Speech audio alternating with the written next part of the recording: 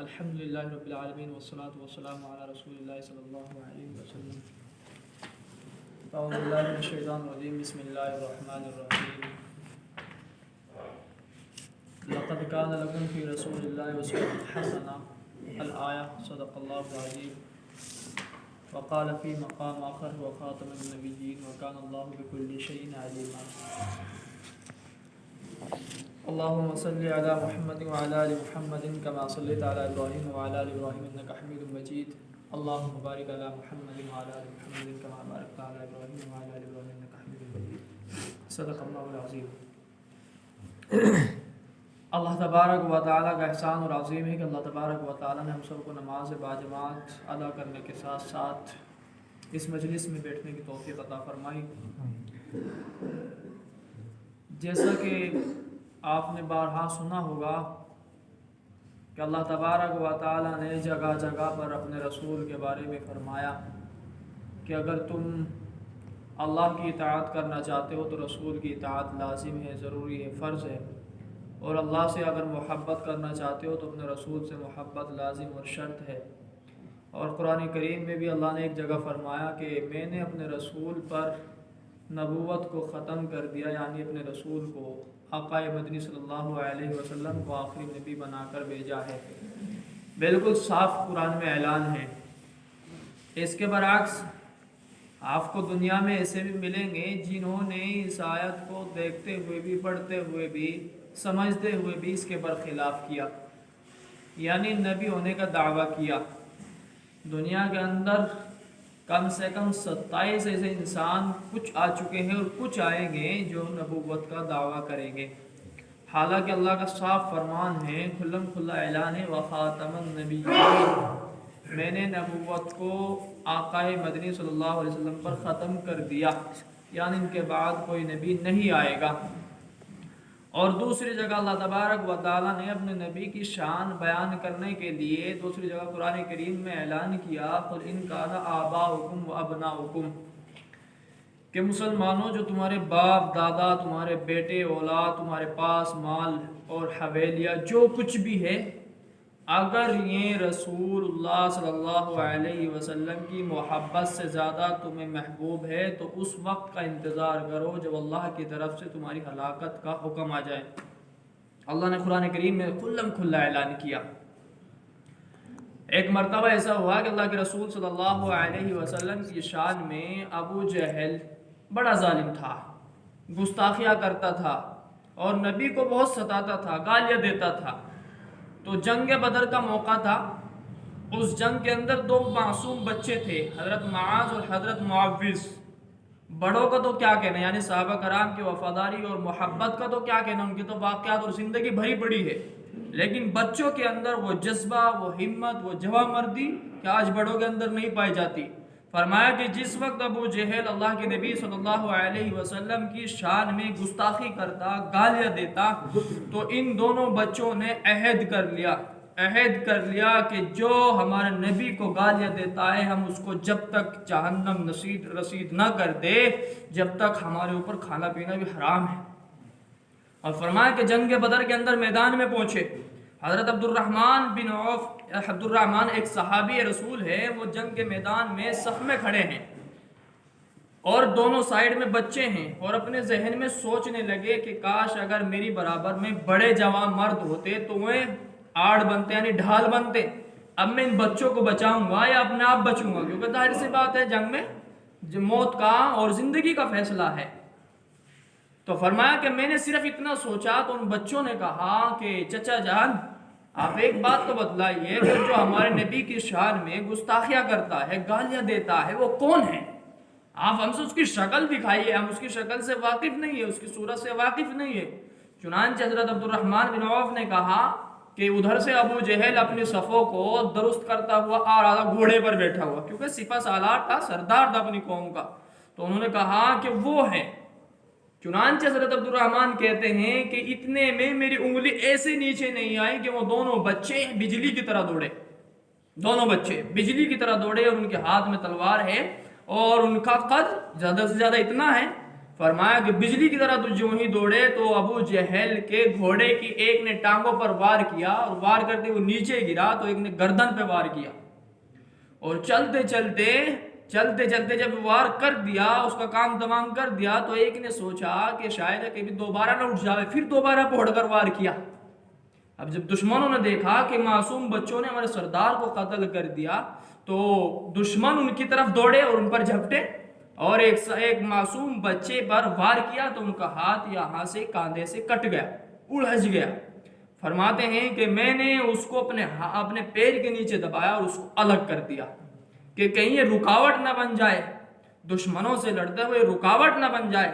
آپ اندازہ لگائیے کہ معصوم بچوں کا یہ جذبہ، معصوم بچوں کا یہ ولولہ، معصوم بچوں کی یہ ہمت، یہ جواں مردی، لیکن آج اتنے کروڑ مسلمان ہیں ان کے اندر ہمت نہیں ہے۔ جو گستاخی ابو جہل نے کی تھی وہی گستاخی آج ہمارے سامنے ہو رہی ہے۔ آپ نے سنا ہوگا، آپ سب بالکل ٹیلی ویژن بھی دیکھتے ہوں گے یا موبائل چلاتے ہوں گے، اس خبروں کے اندر آپ کے کانوں تک یہ خبر پہنچی ہوگی کہ فرانس کے اندر وہاں کے پردھان منتری نے آقا مدنی صلی اللہ علیہ وسلم کی شان میں گستاخی کی، اور گستاخی بھی وہ جو کارٹون بنائے، اللہ کے نبی کے کارٹون بنائے، کھلم کھلا اعلان کیا کہ آزاد رائے ہیں، یعنی ہر انسان کو آزادی ہے۔ آپ اندازہ لگائیے کہ اگر ہم یا ہمارے ماں باپ کی شان میں کوئی گستاخی کر دے تو اس کا زندہ بچنے کا بھی کوئی حق نہیں ہے۔ سب سے پہلے جان کو خطرے میں ڈالتے ہو ہم اس کا سر قلم کرنے کی کوشش کریں گے، لیکن آج اتنے مسلمان ہوتے ہیں، لیکن جس کے اندر ایمان ہے، ذرہ برابر بھی ایمان ہے، وہ جاگا ہے، وہ سڑکوں پر ہے، ہمیں تو پتہ بھی نہیں، دیکھو چند منٹ کے بھی لیے نہیں بیٹھے، چند منٹ کے بھی لیے نہیں بیٹھے کہ حالات سے تھوڑا واقف ہونا ضروری ہے۔ علماء کرام بھی میدانوں پر آگئے ہیں، علماء کرام بھی میدان جنگ کے اندر آگئے ہیں، سب علماء نے ایک طرفہ فتویٰ دے دیا کہ مسلمانوں اگر ہمارے اندر ذرہ برابر بھی ایمان ہے، اب بھی اگر ذرہ برابر ایمان ہے اور اب بھی نہیں جاگے تو قسم اللہ کی تیری ایمان ہی نہیں ہے، ایمان ہی نہیں ہے۔ یاد رکھنا کہ انسان کی اس کی معافی ہے جو اللہ کی شان میں گستاخی کر دے، نعوذ باللہ کر دے تو اس کی معافی ہے، یعنی اس کو واجب القتل ہم نہیں کر سکتے، اس کو سزا اللہ دے گا، لیکن جو نبی کی شان میں گستاخی کر دے آپ کے سامنے کرے تو آپ پر واجب ہے اس کو قتل کر دے فوراً، بھلے ہی پھانسی لگ جائے۔ ایسے جو واقعات دنیا کے اندر ہوئے ہیں، صحابہ کرام کے بعد بھی اللہ کے بندوں کے اندر، ایمان والوں کے اندر ایسے واقعات موجود ہوئے۔ فرمایا حضرت سید عطا اللہ شاہ بخاری رحمۃ اللہ علیہ کے دور میں ایک کافر نے اللہ کے نبی صلی اللہ علیہ وسلم کی شان میں گستاخی کی۔ حضرت سید عطا اللہ شاہ بخاری رحمۃ اللہ علیہ اسی طرح مجلس لگی ہوئی تھی اور بیان کر رہے تھے کہ لوگوں آج ہمارا ایمان اتنا کمزور ہو چکا ہے کہ ہمارے نبی کی شان میں گستاخی کی جا رہی ہے اور ہمارا ایمان نہیں جاتا، کوئی ایسا جوان مرد، کوئی ایسا بہادر پیدا نہیں ہوا۔ چنانچہ فرماتے ہیں کہ ایک تنگے والا نوجوان غریب باہر کو گزر رہا تھا، اس نے دیکھا کہ مجلس لگی ہوئی، اس نے پوچھا کہ ابا جان اندر کیا چل رہا ہے؟ کہ بھائی مجلس چل رہی ہے، دین کی بات ہے، کیا دین کی بات ہے؟ کہ مولانا صاحب فرما رہے ہیں کہ جو اس کافر اس بدبخت کو قتل کر دے گا، قسم اللہ کی اس کا ہاتھ پکڑ کر جنت میں خود لے جاؤں گا، اس کی سفارش میں کروں گا۔ کہ اچھا ایسا ہے کہ نبی کی شان میں گستاخی کس نے کی؟ کہ اس شخص نے کی، وہ جو بازار کا بنیا ہے، بازار کا جو دکاندار ہے، اس نے کی۔ فرمایا کہ بس اتنا سننا تھا اور مجلس کے اندر آیا اور مولانا سے کہا، سید عطا اللہ شاہ بخاری رحمۃ اللہ علیہ سے، کہ کیا واقعی آپ نے یہ زبان دی ہے، کیا آپ نے واقعی یہ جملہ کہا ہے کہ جو اس شخص کو یعنی اس کافر کو جہنم رسید کر دے گا کہ آپ اس کی ضمانت لیتے ہو، یعنی اس قاتل کی ضمانت لیتے ہو کہ اس کو جنت میں خود لے کر جاؤں گا یا اس کی سفارش میں خود کروں گا؟ کہ جی ہاں بالکل میرا وعدہ ہے، کیونکہ سید عطا اللہ شاہ بخاری رحمۃ اللہ علیہ اللہ کے نبی صلی اللہ علیہ وسلم کے خاندان سے ہیں، خاندان سے، اور نبی صلی اللہ علیہ وسلم کا خاندان وہ ہے کہ اللہ کے نبی نے فرمایا کہ میرا خاندان اس کو میں خود جنت میں لے کر جاؤں گا۔ یاد رکھنا کہ دنیا کے اندر جتنی قومیں ہیں، ہر قوم پر آقا مدنی صلی اللہ علیہ وسلم کی قوم کو فضیلت ہے۔ سید قوم ہر قوم پر فوقیت رکھتی ہے۔ سید یہاں تک کہ فرمایا علماء کرام نے کہ اگر سید کوئی برائی بھی کرتا ہے تو ہم اس کو جب بھی برا بھلا نہیں کہہ سکتے، جب بھی وہ ہم سے اچھا ہے۔ کیوں؟ کیونکہ وہ نبی صلی اللہ علیہ وسلم کے خاندان سے ہیں۔ اس لیے سید عطا اللہ شاہ بخاری رحمۃ اللہ نے جس وقت یہ بیان دیا تو اس بندے کے اندر ایمان جاگا، اور گھر کا غریب، مزدوری کرنے والا، تنگا چلانے والا اپنے گھر گیا، اور گھر جانے کے بعد کہا، ادھر ادھر نظریں جمائی اور ادھر ادھر نظریں پھیری کہ دیکھا کوئی چاقو نظر نہیں آ رہا ہے۔ امی سے پوچھا، اماں جان کوئی چاقو ہے، کوئی چھری ہے؟ کہ ہاں بیٹا ہے۔ کہ کہاں ہے؟ لاؤ میرے پاس۔ تو اماں چھری لے کر آئے، اس کو تیز کرنے لگے، سل کے اوپر تیز کرنے لگے۔ اماں نے پوچھا کہ بیٹا آج کچھ کیا خیال ہے، کچھ الگ ارادہ ہے؟ کہ ہاں آج الگ ارادہ ہے، آج ایک گستاخ کو مجھے قتل کرنا ہے۔ کہ اچھا گستاخ کو، کہ گستاخ کون ہے؟ کہ اس نے نبی صلی اللہ علیہ وسلم کی شان میں گستاخی کی ہے۔ اور اس نوجوان کا نام غازی علم الدین۔ پڑھنا اس کے واقعات، اس کی زندگی کو پڑھنا۔ فرمایا کہ جس وقت اپنی والدہ سے کہا کہ نبی کی شان میں گستاخی کی، تو والدہ پہ والدہ تھی، اس نے کہا کہ بیٹا اگر تو بغیر قتل کی، بغیر اس کو جہنم میں پہنچائے واپس آ گیا تو کل قیامت کے دن معاف نہیں کروں گی۔ اور اتنا سننا تھا کہ نوجوان کے اندر ہمت اور جرأت پیدا ہوئی، حوصلہ بڑھا، اور گیا، اور بازار کے اندر، بھرے بازار کے اندر لوگوں کا مجمع لگا ہوا تھا، وہ کافر، وہ دجال بیٹھا ہوا تھا، گھسا مجمع کے اندر، اس کو پیٹ میں چاقو مارا اور وہی قتل کر دیا۔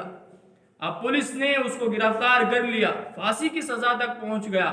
خود وہاں کا جیلر کا بیان ہے، ریکارڈ ہے کتابوں کے اندر، تحریر میں موجود ہے۔ وہاں کا جیلر کہتا ہے جو علماء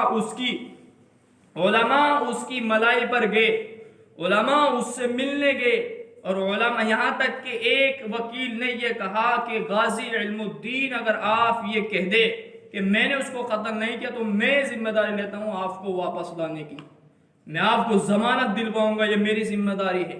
غازی علم الدین رحمۃ اللہ علیہ نے پتہ کیا جواب دیا؟ یہ جواب دیا کہ اللہ کے بندے زندگی میں ایک نیک عمل کیا، اس کو بھی واپس لو گے؟ ایک نیکی کی، اس کو بھی واپس لو گے؟ اس کا بھی اجر نہیں دینے دیتے؟ فرمایا کہ اتنا جواب سننا تھا سب واپس آئے گا۔ وہاں کا جیلر کہتا ہے کہ قسم اللہ کی جب سے یہ انسان آیا اس سے پہلے کسی قیدی کے ساتھ میں نے یہ برتاؤ اور یہ طریقہ نہیں دیکھا کہ یہ شخص جب سوتا ہے رات کو تو آسمان سے اور اس کے سینے تک ایک نور آتا ہے۔ وہاں کا جیلر بیان کرتا ہے، اور فرمایا کہ علامہ اقبال رحمۃ اللہ علیہ نے اتنے بڑے شاعر نے اس کو قبر میں اتارا، اس کے قبر سے خوشبو آتی ہے۔ ہاں کیونکہ اس نے کام ہی وہ کیا ہے زندگی میں ایک نیک عمل، اور وہ بھی سارے عمل کی برابر، کہ جو نبی صلی اللہ علیہ وسلم کی شان میں گستاخی کرے اس قاتل کو بچنے کا کوئی حق نہیں ہے۔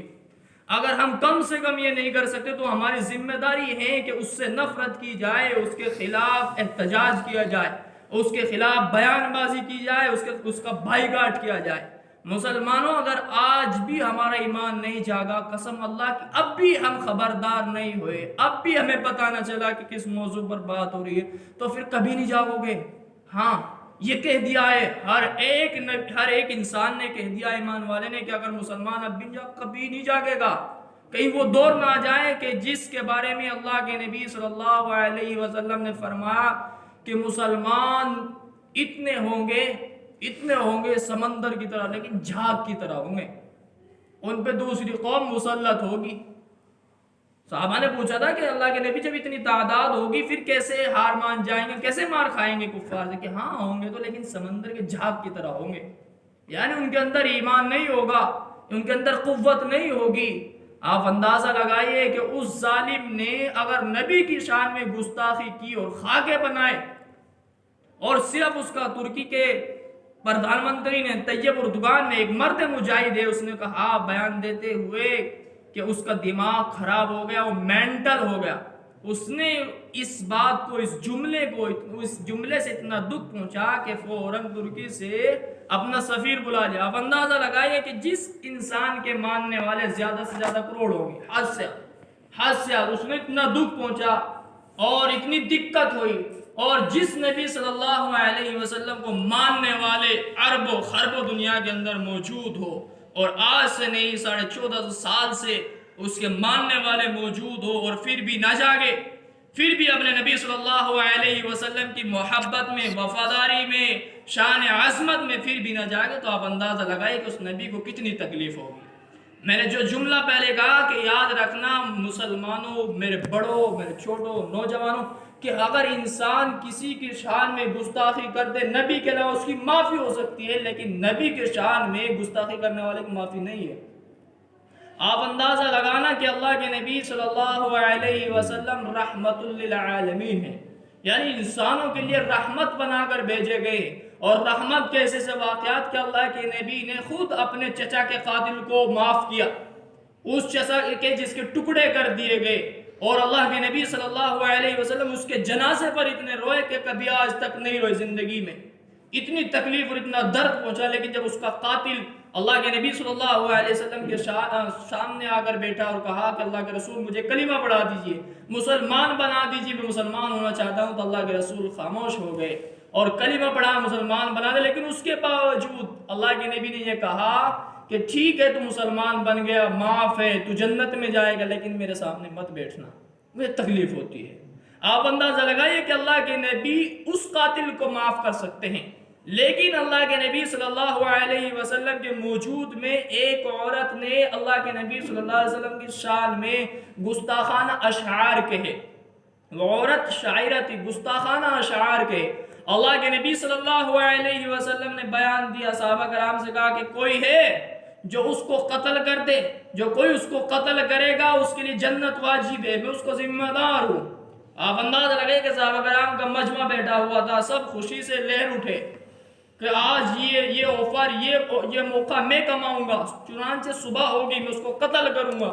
آپ اندازہ لگائیے، آپ کو حیران کی ہوگی کہ اس مجمع کے اندر ایک نابینا صحابہ بیٹھے تھے، انہوں نے کہا یار اگر صبح ہی ہوگی تو سب داؤ لگائیں گے کہ یہ موقع تیرے ہاتھ سے نہ نکل پائے۔ وہ نابینا جبھی اٹھے، رات کو جبھی اٹھے اور گئے گھر ایسے لٹھی سے، اور اس کے مکان کے قریب پہنچے اور دیوار پہ چڑھے۔ وہ نابینا صحابی دیوار پہ چڑھے اور دیوار پہ چڑھنے کے بعد نیچے اترے۔ وہ گستاخ، وہ ظالم صحن میں سوئی ہوئی تھی چارپائی پہ، اور جا کر بیٹھے اس کی چھاتی پر چاقو یہاں رکھا، اور اس سے پوچھا کہ گردن پہ رکھا گیا؟ کہ ہاں گردن پہ رکھا گیا، چھوڑ دے۔ کہ اچھا گردن پہ رکھا گیا؟ کہ ہاں، اللہ پھر اس کو کام تمام کر دیا۔ تو جب وہ صحابی اللہ کے رسول صلی اللہ علیہ وسلم کی مجلس میں اور کہا کہ اللہ کے رسول کام ہو گیا، تو اللہ کے رسول نے اس کا ہاتھ پکڑ کر کہا کہ یہ جنتی ہے، جنتی، یہ جنتی ہے، جنتی۔ ہر دور میں واقعات ہوتے رہیں گے، لیکن ہماری ذمہ داری ہے کہ جو ہمارے علماء کہہ دے اس پر لبیک کہنا۔ ہماری ذمہ داری ہے کہ ہم اپنے ایمان کو تازہ کریں۔ حضرت مولانا ابوالکلام رحمۃ اللہ علیہ سے ایک مرتبہ نہرو نے یا کسی دوسرے انسان نے ساتھ چل رہے تھے، ساتھی تھے، دونوں سیاستداں تھے، تو کہا کہ یار آپ ان مسلمانوں کی آوازیں اٹھاتے رہتے ہو، یہ مسلمان ہیں۔ ایک مسلمان شراب پی کر پڑا ہوا تھا، ایک مسلمان شراب پی کر کلڑی پر پڑا ہوا تھا، اور کہا تانا دیتے ہوئے حقارت کی نظر سے، اور حقارت کا جملہ تھا، کہا کہ ان مسلمانوں کے لیے آپ آواز اٹھاتے ہو، اسمبلی میں بحث کرتے ہو، یہ پڑے مسلمان، یہ ان کی حالت ہے۔ تو بڑی شرمندگی سی ہوئی۔ حضرت مولانا ابوالکلام رحمۃ اللہ علیہ، اللہ جانے یہ واقعہ سچا ہے، لیکن بہرحال اس کے انجام سے ہم نے سبق لینا ہے۔ تو فرمایا کہ مولانا نے گئے اس کے پاس، اس کے کان میں جا کر کہا، شرابی تھا، نشے میں تھا، کہا کہ تو یہاں پڑا ہے، تیرے نبی کی شان میں گستاخی ہو رہی، تو یہاں پڑا ہے؟ وہ اٹھا نشے کی حالت میں، کون ہے وہ، کون ہے، جلدی دکھاؤ کون ہے وہ۔ ایک دم سے اٹھا، جنوں نشہ سارا غائب ہو گیا۔ تو جب کہا کہ دیکھو یہ مسلمان، اس وجہ سے میں بحث کرتا ہوں، اگر ان کے اندر ذرہ برابر بھی ایمان ہوا تو وہ بھی جاگ جائے گا، اور اتنا جاگے گا کہ اس قاتل کا، اس ظالم کا کام تمام کر دے گا۔ لیکن سب سے پہلی شرط یہ ہے کہ ہم کو بھی اندازہ اور غور کرنا ہوگا، اور اپنے نفس کی طرف، اپنے گریوان میں جاگنا ہوگا کہ کہیں ہم تو اپنے نبی کی شان میں گستاخی نہیں کر رہے۔ اگر ہم زبان سے نہیں کر رہے ہیں، عقیدے سے نہیں کر رہے ہیں، تو کہیں ایسا تو نہیں کہ اعمال کی وجہ سے ہمارے نبی کو تکلیف ہو رہی ہو؟ ہاں ہوتی ہے، ہمارے نبی کو تکلیف ہوتی ہے۔ ہمارے نبی کو سب سے زیادہ تکلیف ہوتی ہے بے نمازی سے، بے نمازی سے ہمارے نبی کو تکلیف ہوتی ہے۔ اللہ کے نبی صلی اللہ علیہ وسلم نے فرمایا من ترک الصلاۃ متعمدا فقد کفر، اور دوسری جگہ ایک حدیث ہے جس کا مفہوم یہ ہے کہ اللہ کے رسول نے فرمایا کہ مجھے سب سے زیادہ اگر تکلیف ہوتی ہے نماز چھوڑنے والے سے ہوتی ہے۔ تو تو آپ اندازہ لگائے کہ جب ہم اپنے عمل سے اپنے نبی صلی اللہ علیہ وسلم کو تکلیف پہنچا رہے تو غیر کیوں نہیں پہنچائیں گے؟ غیر کیوں نہیں پہنچائیں گے؟ تو ہمیں اس پر غور کرنا ہے۔ ارے کیا تم اس ڈاکو سے بھی گئے کہ ایک ڈاکو جس کا نام نور ڈاکو لکھا ہے، مضمون کے اندر فرمایا کہ ایک عالم وہاں اس گاؤں کے اندر بیان کرنے کے لیے بلایا گیا، لیکن وہاں قادیانی تھے۔ آپ نے جاننا ہوگا کہ قادیانی کسے کہتے ہیں۔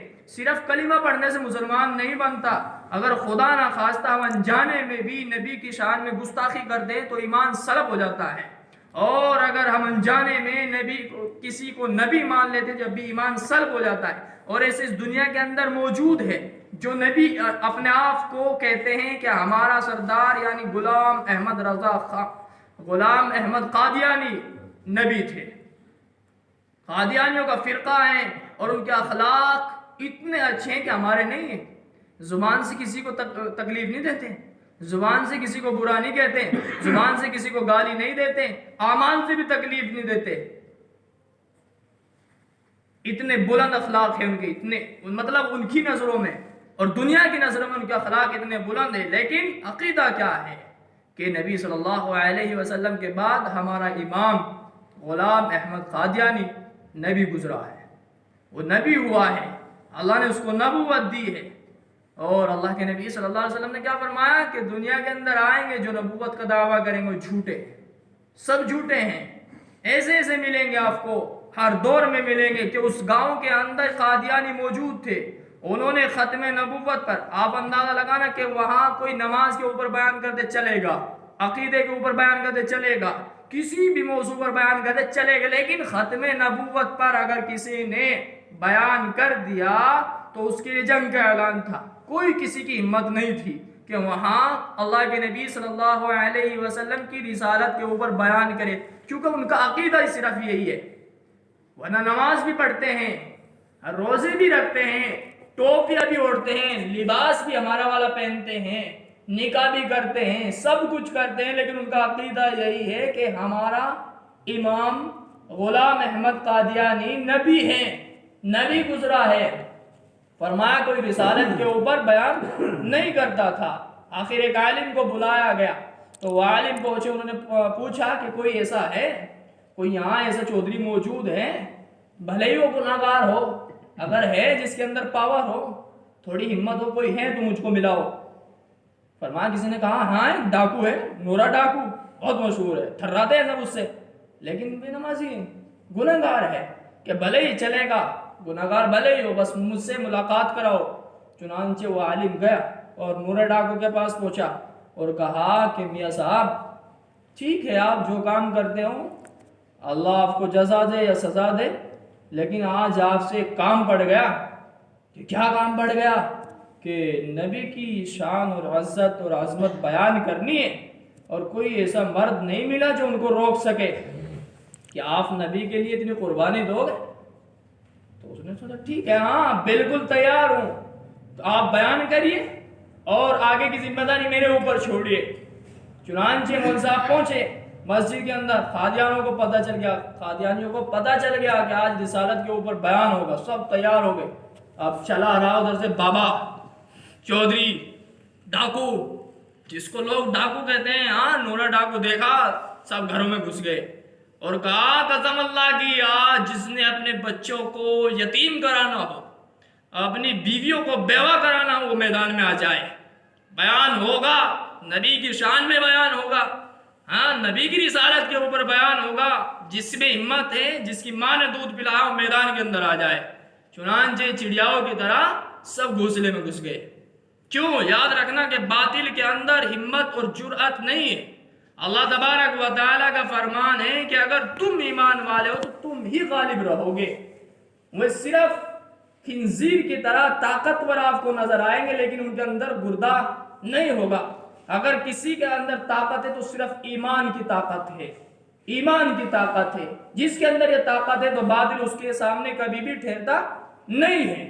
تو یاد رکھنا کہ جس موضوع پر میں نے بیان کرنا شروع کیا تھا اسی پر اختتام کرتا ہوں کہ اللہ کے نبی صلی اللہ علیہ وسلم کی رسالت پر، اللہ کے نبی صلی اللہ علیہ وسلم کی شان پر، اللہ کے نبی صلی اللہ علیہ وسلم کی ختم نبوت پر اگر ضرورت پڑی جان کی، مال کی، وقت کی قربان کرنے کی تو ہر ایمان والا یہ عہد کرے کہ ہم سب کچھ قربان کرنے کے لیے تیار ہیں. کہو انشاءاللہ. ہاں انشاءاللہ. آج علماء نے یہ بالکل واضح کر دیا ہے کہ فرانس کی جو چیزیں ہمارے گھروں میں موجود ہے.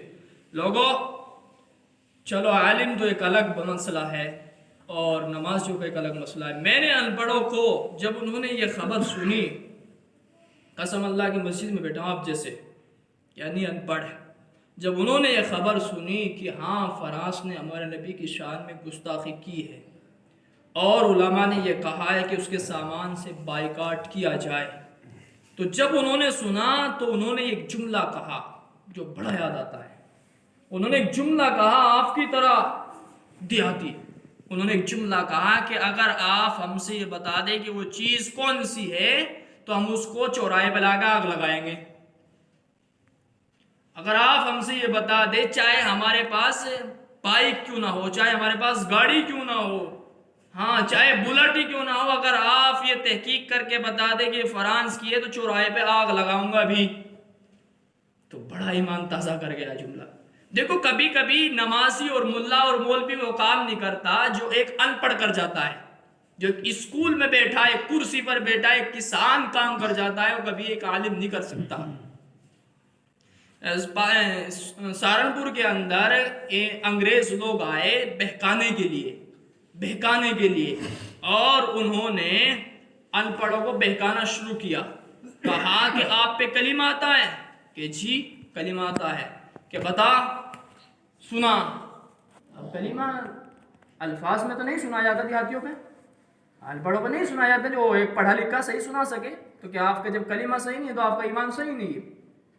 تو ادھر ایک طالب علم کھڑا تھا تو اس نے کہا ابا جان آپ ایک بات بتلائیے کہ اللہ ایک ہے؟ کہ جی. محمد اللہ کے رسول ہے؟ کہ جی. محمد آخری نبی ہے؟ کہ جی. آپ مانتے ہیں؟ کہ مانتا ہوں کہ یہی کلمہ ہے. امام غزالی علیہ الرحمہ سے شیطان مقابلہ کر رہا تھا کہ بتلاؤ اللہ ایک ہے؟ کہ جی. کہ دلیل دو. تو حضرت امام غزالی علیہ الرحمہ نے قرآن اور حدیث سے دلائل دی، یعنی دلیل دی.